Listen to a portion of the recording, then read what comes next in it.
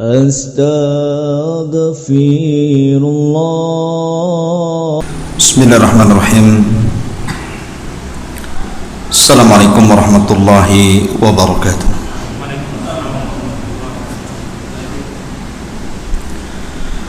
Alhamdulillah, salatu wassalamu ala rasulillah wa ala alihi wa sahbihi wa mawalah, wa la hawla wa la quwata illa billahi wa ba'du. Kita lanjutkan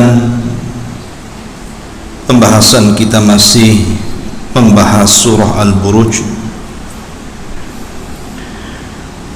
dan kemarin kita masih membahas tentang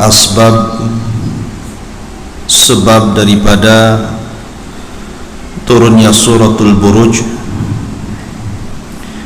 pada ayat Qutila ashabul ukhdud an-nari dhatil waqud idhum 'alaiha qu'udun wa hum 'ala ma yaf'aluna bil mu'minina syuhud wa ma naqamu minhum illa an yu'minu billahil azizil hamid alladzi lahu mulkus samawati wal ard wallahu 'ala kulli syai'in syahid.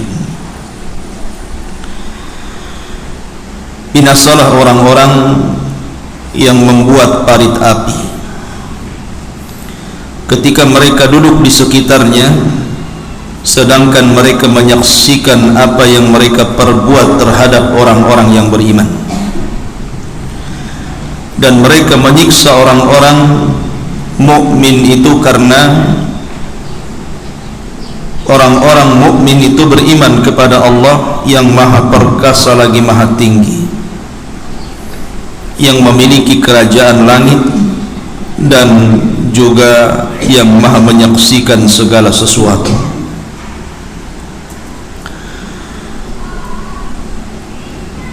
Kita tahu bahwa kejadian peristiwa Ashabul Ukhdud di dalam sejarah, baik di dalam Al-Quranul Karim ataupun dalam hadis Nabi SAW, itu terbagi menjadi 3 tartib zamani, 3 peristiwa besar secara urut menurut waktu. Pertama terjadi di Irak, yang kedua terjadi di Mesir, dan yang ketiga terjadi di Yaman. Dan itu akan terus terulang, bukan hanya di 3 tempat ini saja. Bahkan peristiwa Ashabul Ukhdud itu akan terus terulang sampai hari ini, bahkan sampai hari kiamat. Pertama, peristiwa yang terjadi di zaman Ibrahim alaihi salatu wassalam, dan itu di Irak. Pembakaran terhadap Ibrahim alaihi salatu wassalam karena Ibrahim telah menghancurkan patung-patung Namrud. Maka terjadilah peristiwa pembakaran, di mana Namrud kemudian menghukum Ibrahim dengan cara dibakar. Tetapi Allah Subhanahu wa taala selamatkan Ibrahim, dan Allah firmankan, "Qul ya naru kuni bardan wa salaman ala Ibrahim." Katakan, wahai api, jadilah dingin dan selamatkan Ibrahim. Kemudian setelah itu Ibrahim berangkat dari Irak menuju Palestina, hijrah, karena tidak memungkinkan dakwah di Irak. Kemudian peristiwa yang kedua terjadi di Mesir, dan itu terjadi kepada orang dekat Fir'aun, bahkan tukang sisirnya putri-putri Fir'aun, namanya Masyitah. Dan itu disebutkan dalam hadis Nabi SAW yang sahih, di mana Nabi SAW ketika Mi'raj, beliau lewat di sebuah tempat yang sangat harum. Kemudian ditanya ini bau harum apa wahai Jibril? Maka Jibril menjawab, ini bau harum Masyitah, tukang sisir putri-putri Fir'aun. Masyitah adalah salah satu wanita yang menyembunyikan keimanannya bersama istri Fir'aun, Asiyah bintu Muzahim, ketika Nabi Allah Musa alaihi salatu wassalam berdakwah di Mesir. Akan tetapi Masyitah kemudian terbongkar keimanannya ketika menyisir salah satu anak putri Fir'aun, kemudian sisirnya jatuh. Kemudian ketika mengambil sisir, dia membaca Bismillah dengan menyebut nama Allah. Kemudian putri Fir'aun langsung mengatakan, adakah Tuhan selain bapakku? Maka Masyitah mengatakan, ya, Allah adalah Tuhanku, Tuhanmu, dan Tuhan bapakmu. Maka dilaporkan kepada Fir'aun. Kemudian Masyitah pun dihukum dengan cara dilempar ke penggorengan. Sediakan wajan yang sangat besar, kemudian ditumpahkan minyak yang sangat banyak, kemudian Masyitah dan anak-anaknya dimasukkan di dalam penggorengan itu. Kemudian yang ketiga, peristiwa yang ada di Yaman, dan itu kemarin kita sudah ceritakan sebagian besar kisahnya, terjadi kepada penduduk Najran yang ada di Yaman, yang ketika itu berkuasa rajanya seorang Yahudi yang kita kenal dengan Dzunwas. Ketika penduduk Najran ini kemudian tidak mau mengikuti kehendak kerajanya agar menuhankan dirinya, kemudian malah beriman kepada agama anak muda yang merupakan kader raja untuk menjadi pengganti tukang sihirnya, akhirnya Dzunwas pun melakukan pembakaran besar-besaran. 20.000 lebih, kata Imam Ibnu Katsir, dibakar hidup-hidup karena tidak mau menuhankan raja. Tapi kemudian dari 20.000 yang dibakar hidup-hidup oleh raja itu, akhirnya ada yang lolos 1-2 dan melapor kepada kerajaan Syam yang ketika itu mayoritas Nasrani. Maka Syam pun mengirim surat ke Ethiopia untuk mengirim pasukan dari Ethiopia dan menyerbu Najran. Maka berangkatlah dari Ethiopia pasukan besar yang dipimpin oleh Riyadh dan juga Abrahatul Asram, yang kemudian menghancurkan Najran dan membunuh rajanya Dzunwas. Di sini Allah Subhanahu wa taala mengatakan, qutila ashabul uhdud, celaka, binasa, terlaknat orang-orang yang membuat parit api. An-nari dzatil waqud, ketika api menyala-nyala dengan sangat besar. Idhum 'alaiha qu'ud, dan para pembesarnya menyaksikan. Wa hum 'ala ma yaf'aluna bil mu'minina syuhud, bagaimana mereka menyaksikan terhadap penyiksaan kepada orang-orang yang beriman. Wa ma naqamu minhum illa an yu'minu billahil azizil hamid, tidaklah orang-orang yang beriman yang disiksa itu alasannya hanya karena beriman kepada Zat yang maha perkasa lagi maha terpuji, alladzi lahu mulkus samawati wal ard wallahu ala kulli syai'in syahid. Dialah yang maha memiliki kerajaan langit dan kerajaan bumi, dan Allah maha menyaksikan segala sesuatu. Peristiwa demi peristiwa ini tidak mungkin hanya sebatas peristiwa di zaman Nabi Allah Ibrahim, di zaman Masyitah, ataupun di zaman kerajaan Dzunwas, tetapi ini akan terus terulang, di mana orang-orang kafir itu mereka akan berusaha untuk menekan kaum muslimin, menekan orang-orang yang mentauhidkan Allah Azza wa Jalla. Kita sering mendengar pembantaian kepada saudara kita kaum muslimin, baik yang ada di Palestina, baik yang ada di Myanmar, ataupun mungkin dalam bentuk penekanan seperti yang dilakukan oleh etnis Cina yang ada di Uighur. Dan ini akan terus berlangsung seperti itu, karena orang-orang kafir itu tidak mungkin ridha selamanya. Sebagaimana Allah berfirman, wala tarda ankal yahudu walan nasara hatta tattabi'a millatahum. Tidak akan ridha selamanya orang Yahudi dan Nasrani itu sampai orang-orang Islam mengikuti mereka.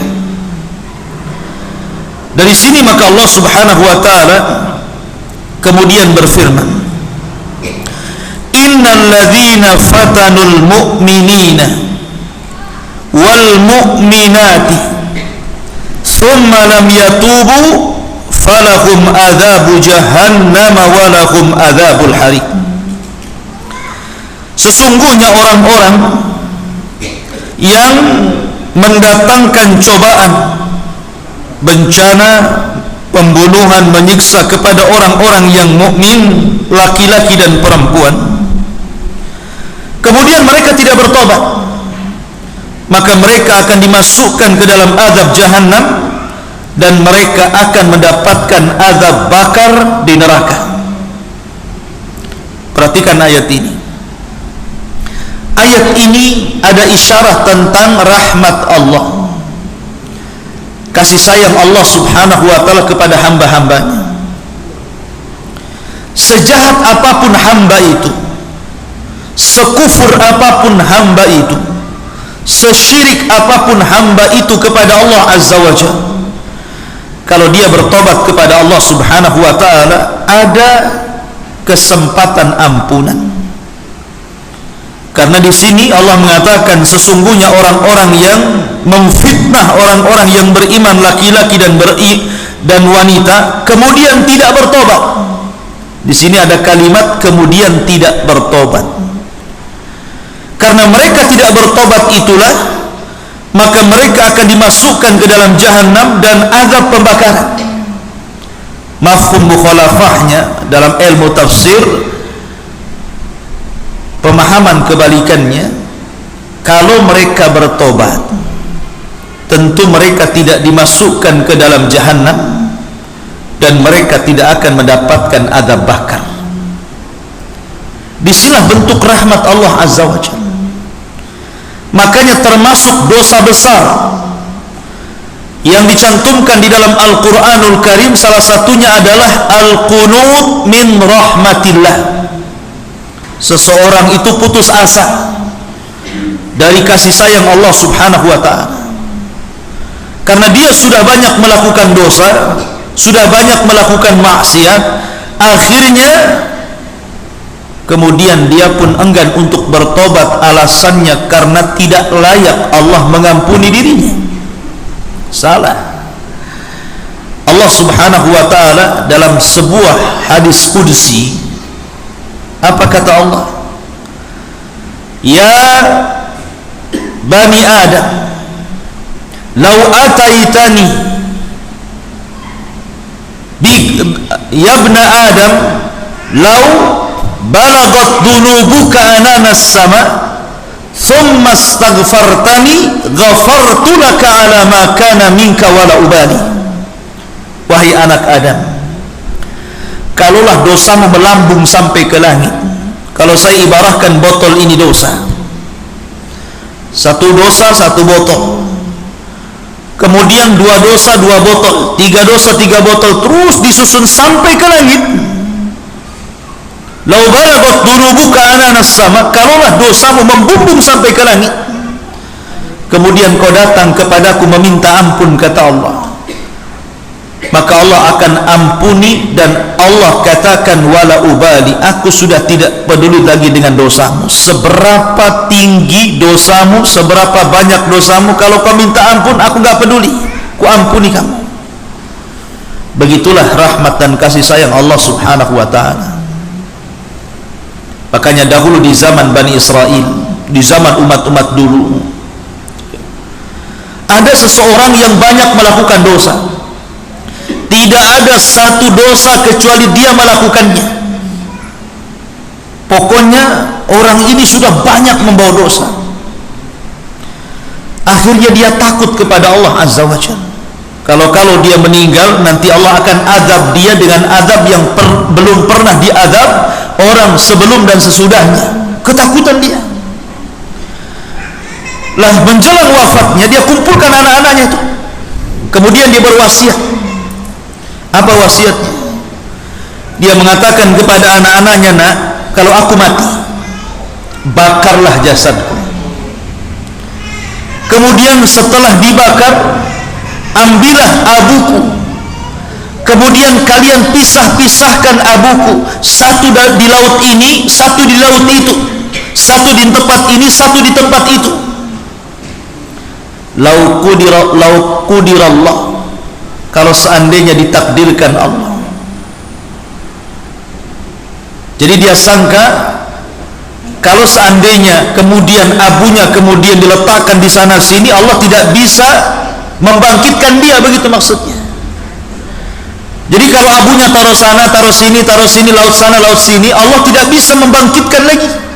Karena takutnya dia kepada Allah Azza wa Jalla.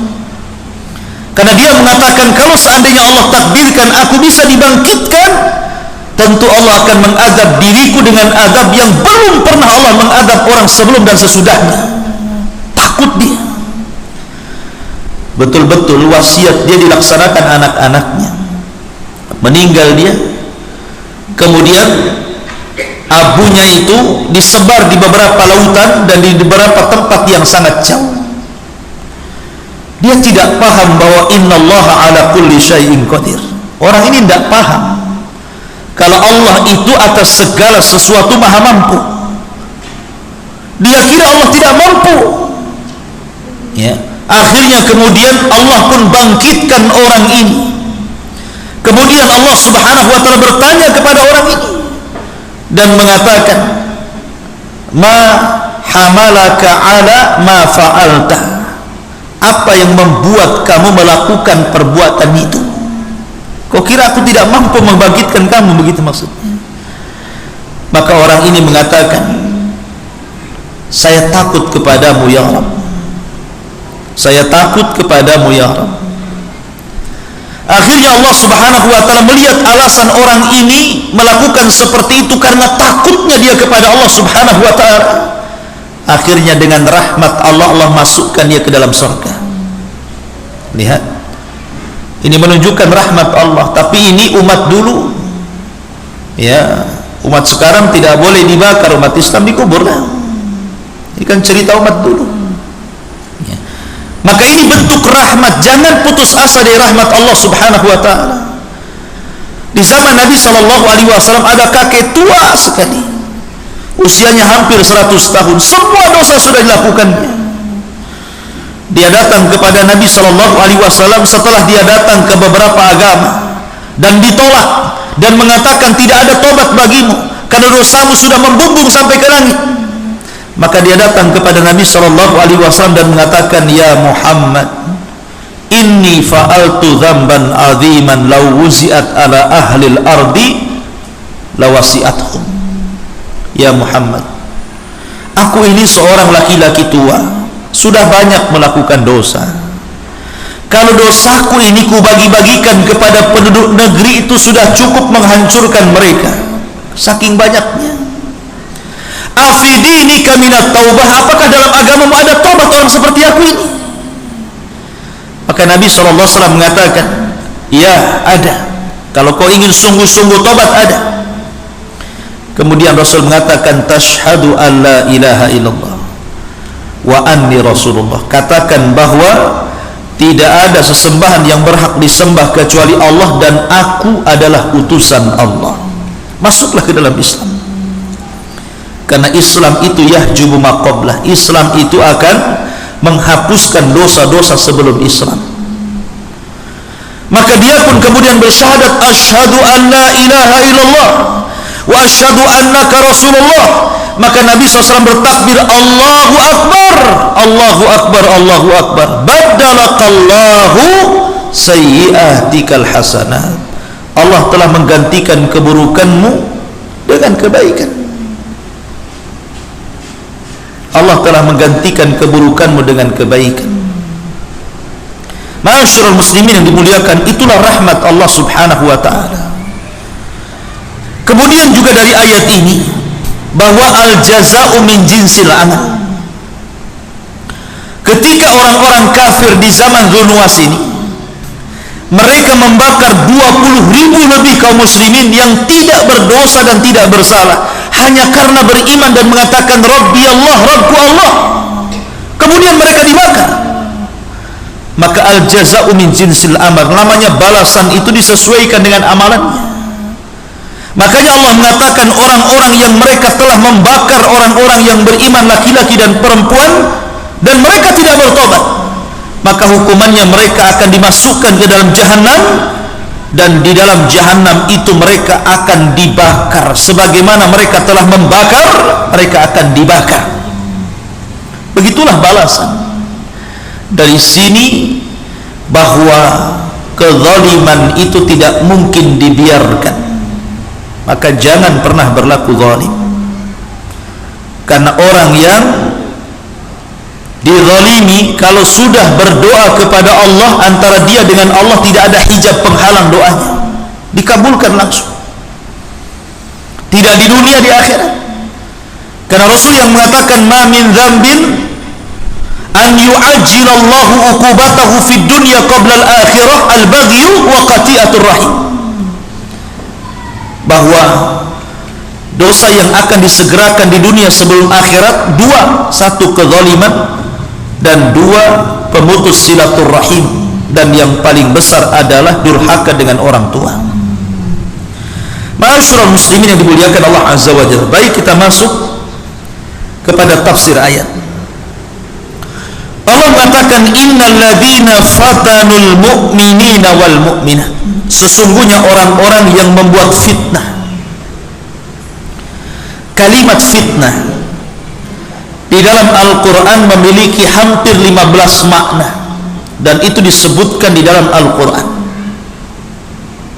Kalimat fitnah itu saya tidak akan menyebutkan semua karena waktu juga. Fitnah itu juga memiliki makna al-ibtila, ujian. Seperti Allah Subhanahu wa taala berfirman, innama amwalukum wa auladukum fitnah, sesungguhnya hartamu dan anak-anakmu terkadang bisa menjadi fitnah. Ya, karena harta itu melalaikan. Allah berfirman, kalla innal insana la yatgha an ra'ahus taghna. Terkadang orang-orang itu mudah melampau, mudah melakukan kezaliman ketika Allah bukakan dunia kepadanya. Ketika dia miskin, Masya Allah, sholat rajin. Ketika dia miskin, subhanallah, rajin di majelis ta'lim. Ketika dia miskin, baiknya luar biasa, tidak sombong. Ketika mulai diberikan kekayaan, mulailah kemudian dia kurangi sholat 5 waktunya. Mungkin duhur saja, mungkin maghrib saja, lebihnya di rumahnya atau di tempat kerjanya. Kemudian semakin sibuk dengan pekerjaannya, hilanglah sholat 5 waktu di masjid, ketemunya hanya Jumat saja. Kemana biasa sering sholat? Sibuk sekarang. Akhirnya Jumat pun tidak nampak. Kok Jumat gak nampak? Iya, bisnisnya sudah banyak, saya harus safar ke sana kemari, sholatnya jadi di jalan tuh. Begitulah orang sibuk. Mulai dia sombong, ya. Punya mobil udah kaca hitam, orang hitam tak nampak. Lewat sama orang tak dibuka pun, padahal tetangganya tuh bukalah kan begitu. Assalamualaikum, kan sedap tuh. Ini tidak, udah mulai sombong tuh. Cara jalannya aja sombong. Dulu waktu dompetnya nggak ada isinya, jalannya mantap. Sudah isinya penuh, makin membusungkan begitu. Begitulah manusia. Allah uji dengan kekayaan. Kalla innal insana la yatgha. Karena terkadang ujian berupa kekayaan jauh lebih berat dibandingkan ujian berupa musibah. Orang kalau sakit bisa sabar dia. Sabar. Orang sakit kan tidur saja. Sabar. Paling tinggi mungkin tasakhut, belum merasa ikhlas dengan takdir Allah, itu saja. Tapi orang kaya ini ujiannya berat, karena dia punya fasilitas maksiat. Dia ingin zina, punya harta, ingin nabok orang, bisa bayar preman, ingin bunuh orang, bayar tukang sihir. Apa yang tidak bisa orang kaya lakukan? Ya. Terkadang dia tidak bisa seperti itu.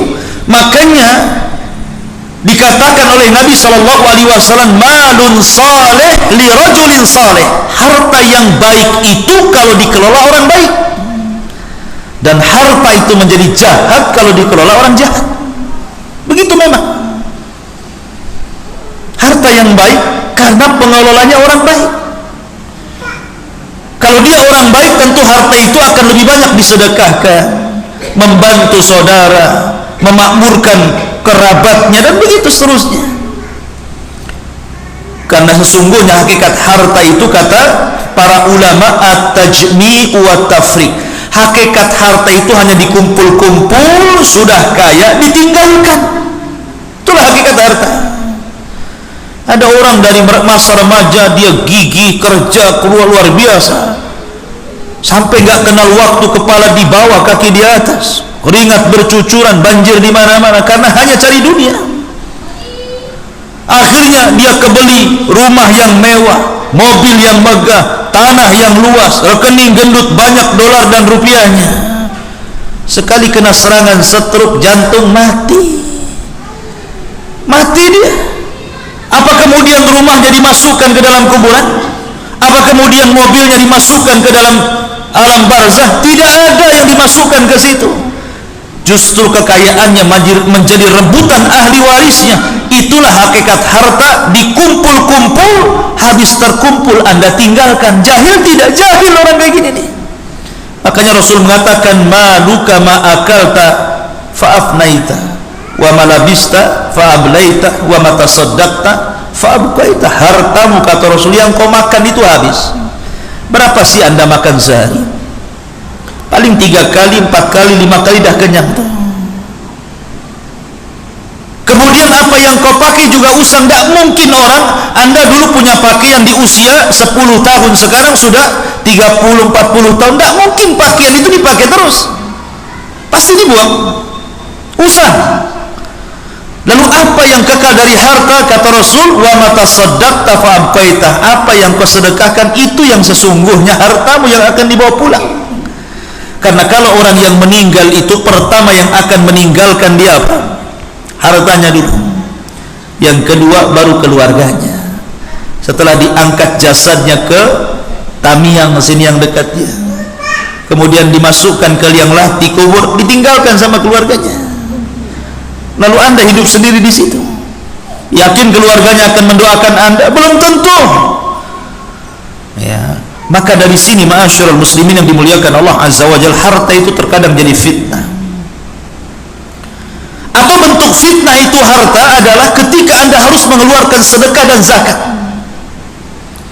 Ini ada orang miskin, dia bukan keluarga kita, bukan kerabat kita, bukan tetangga kita, kenal pun tidak.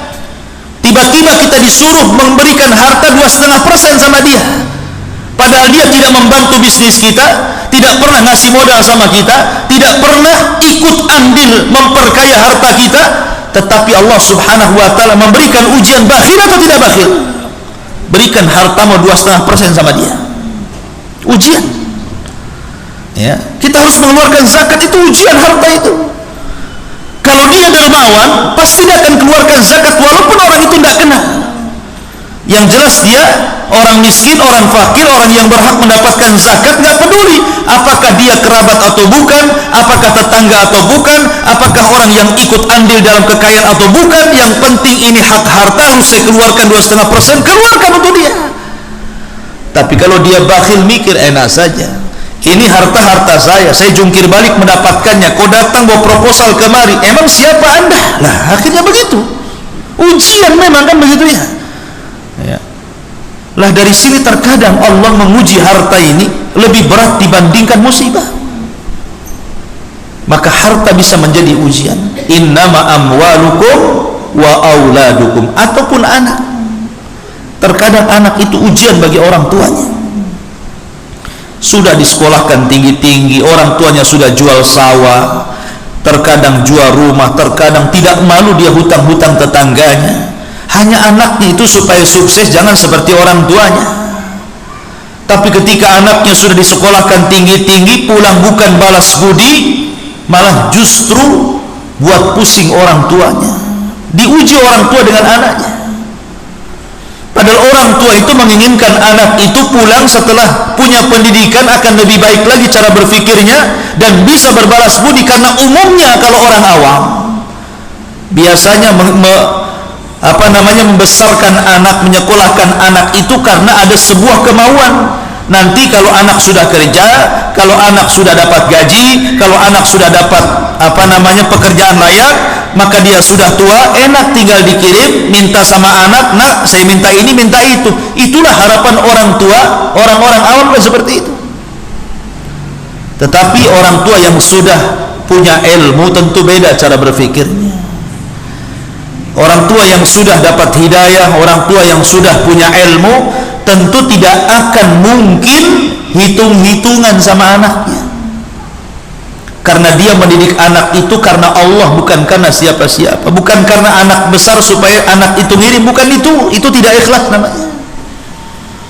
Ketika mendidik anak itu harus ikhlas. Seberapa besar pun harta yang kita keluarkan, jangan sampai dalam hati ini mengatakan supaya anak ini besar nanti gantian dia yang mendanai orang tuanya. Itu tidak ikhlas yang seperti itu ya. Tapi orang tua yang berilmu tentu tidak, ya sudah, kalaupun nanti besar anak ini jadi baik, alhamdulillah. Anak ini jadi fitnah, mungkin ini cobaan. Anak ini jadi musuh, maka ini cobaan terbesar. Tetap sabar. Karena kalau seandainya orang tua ikhlas, biasanya akan membuahkan berkah. Walaupun dia tidak meminta uluran tangan dari anaknya, tapi karena keikhlasannya membesarkan orang anaknya dengan memberikan pendidikan, insya Allah dengan berkahnya itu anak jadi baik. Tidak disuruh pun anak tak paham dengan orang tuanya. Makanya arahkan ke agama ya kan? Maka itu fitnah. Ya fitnah. Saya contohkan satu kisah. Ada seorang anak itu dikurung sama orang tuanya, tidak boleh berkawan kecuali satu orang saja. Itu pun dipilihkan kawannya oleh bapaknya. Nah, berkawanlah dengan si Anu, dia itu orangnya baik. Cukup berkawan satu orang jauh lebih baik daripada berkawan lebih satu orang tapi tidak baik, kata bapaknya. Namanya orang tua di mana-mana pasti ingin baik karena anaknya. Walaupun sebejat apapun orang tuanya, tidak mungkin anaknya pengen seperti dia. Akhirnya anaknya ini ngeluh dan mengatakan, Pak, bosan lah kalau teman cuma satu, kasihlah teman lagi. Akhirnya bapaknya mengatakan, oke, bertemanlah sebanyak-banyaknya kalau tidak percaya dengan ucapan orang tua. Akhirnya punya kawan 1, 2, 3 sampai 100 kawan. Kata ayahnya, nak, kamu walaupun punya 100 kawan, semua kawan-kawanmu itu tidak baik. Tapi abimu walaupun punya 1 kawan, dia jauh lebih baik dibandingkan 100 kawanmu, katanya. Kata anaknya, enggak Bi, kawan-kawanku baik-baik kok. Kata bapaknya, ingin dicoba, kita buat ujian, kita ikhtibar. Kata anaknya, baik. Kata bapaknya, kalau memang kawan-kawanmu baik, begini saja, bilang sama kawan-kawanmu, bapakku telah membunuh orang, sehingga keluarga korban menuntut 2 perkara, kisos atau diat. Kisos artinya bunuh, harus dibunuh. Diat artinya tidak harus dibunuh orang yang membunuh, tetapi membayar 100 ekor unta.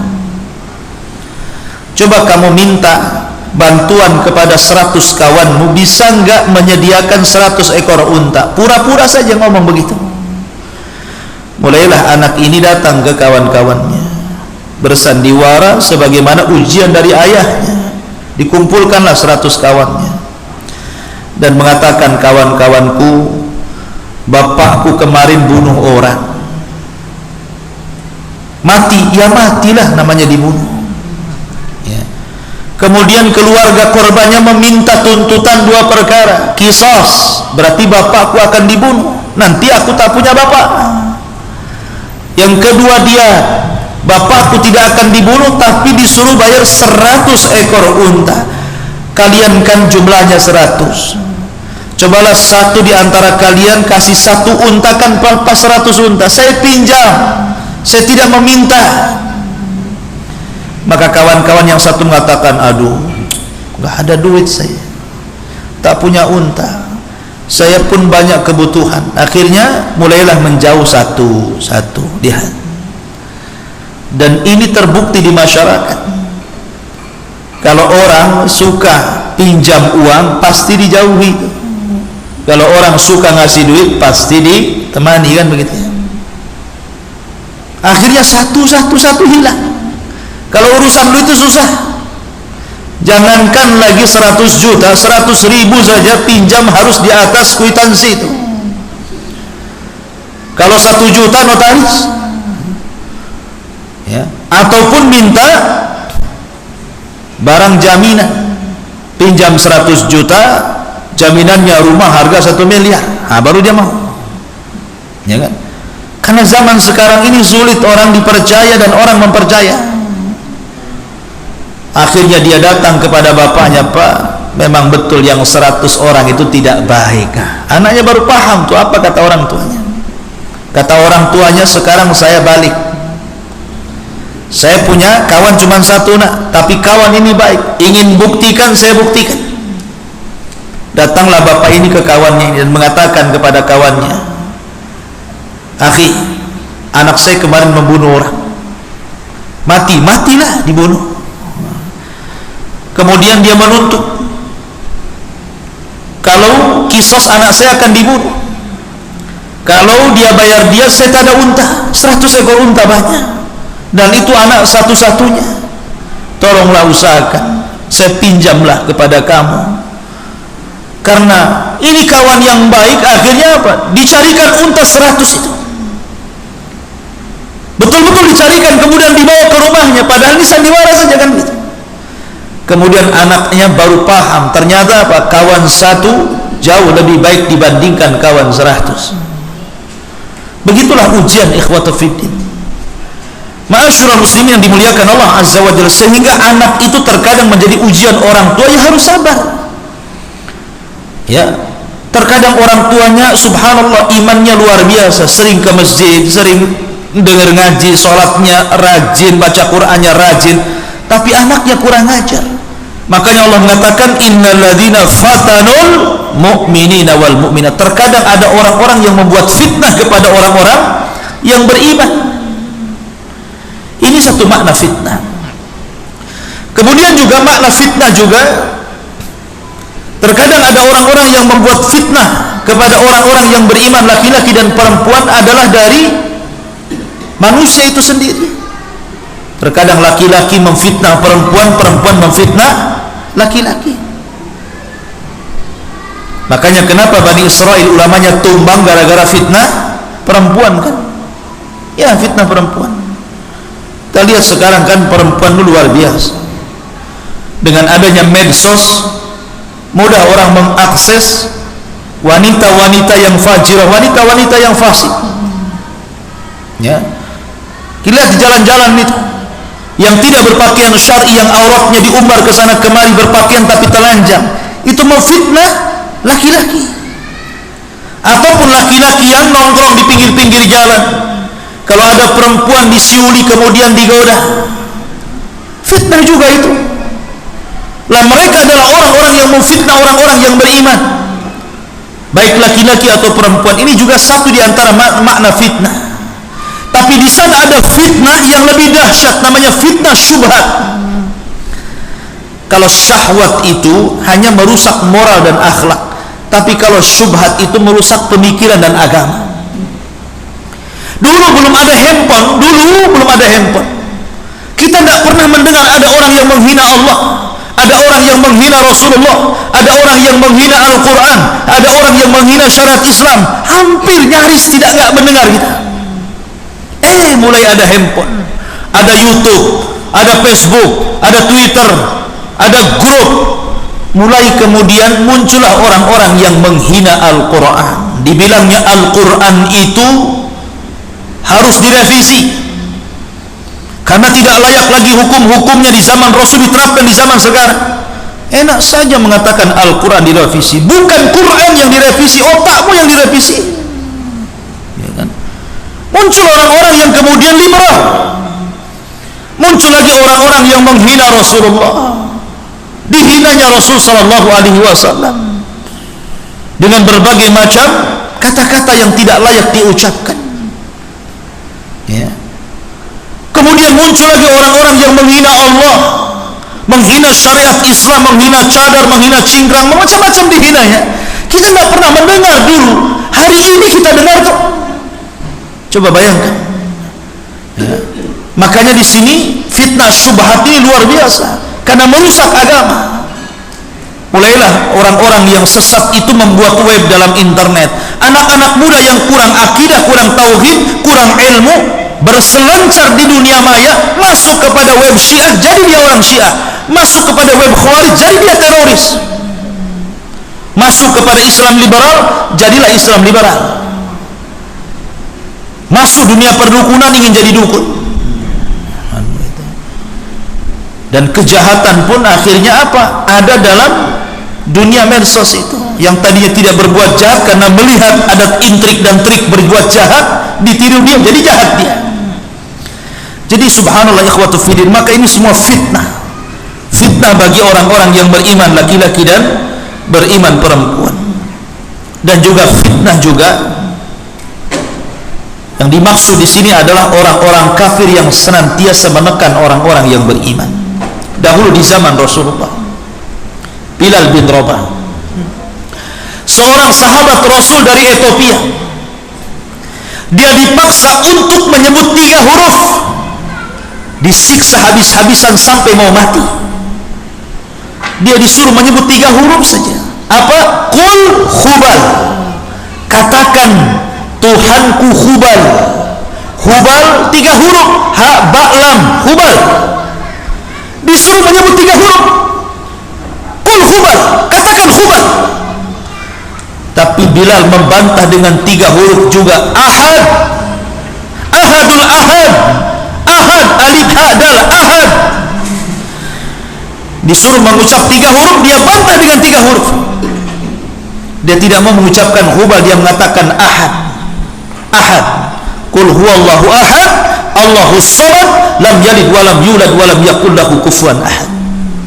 Diuji keimanannya Bilal, tapi tidak bergeming keimanannya, tetap dia mengatakan Ahadul Ahad, Ahadul Ahad. Umayyah sampai kemudian mencabuk, tidak berhenti mencabuk kecuali sampai capek tangannya,